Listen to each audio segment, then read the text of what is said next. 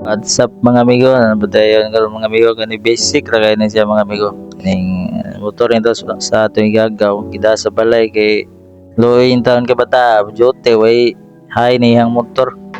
Sige lang og galaw niyang suga. So balaka po siya, siyempre gabiin mo siya magulian. So yan kita sa balay. Pero nag-chat na siya sa kuwadaan. Eh yang tang gusto mapalit mo ta siya bumbilyadaan sa iyang suga. Since kay lady naman na yan suga, so sayang po kayo di ba, di na to i-check daan, di na to i-diagnose daan kung sa gidaot. So ani kay ako nang gi-try og testing yang supply kung goods pa ba. So dugaya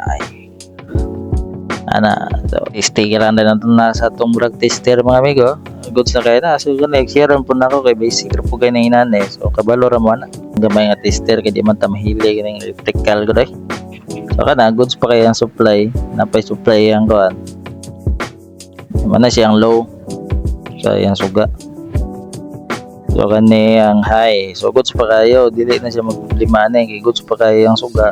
So ang issue lang is kanang switch ay ang suga. Kanara. So ako na siyang gipapalit daanan eh. So nakapalit naman siya. So ato siyang gitry daan, itong gidirect. Itong gidirect sa daan kay klaro na itong amo gidaot. Pero mao naman gid siya daot, gidaot naman daan.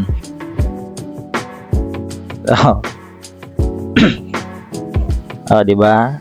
Para di mo madakan mga amigo, di mo mapudol. Check sa ginyo daan, kay basic ra man kay dali ra kinatangtan mo nang gitlat sa iyong motor. Para lang nasa kilid ang switch. Siguro lang gid niya daan nga ma-diagnose niya daan. Kung dili pud mo kabalo mo tangtang di dala na lang pud sa inyong mga gisaligan nga mga mekaniko kana yung kabalo gid mo tanaw og kuan kay aron di magdoble-doble og gasto kani switch ra man lang daot. So naka-save ra pud busing ani save ra to igagaw ni sa gastoon kana ra switch yang ipalit o to mga amigo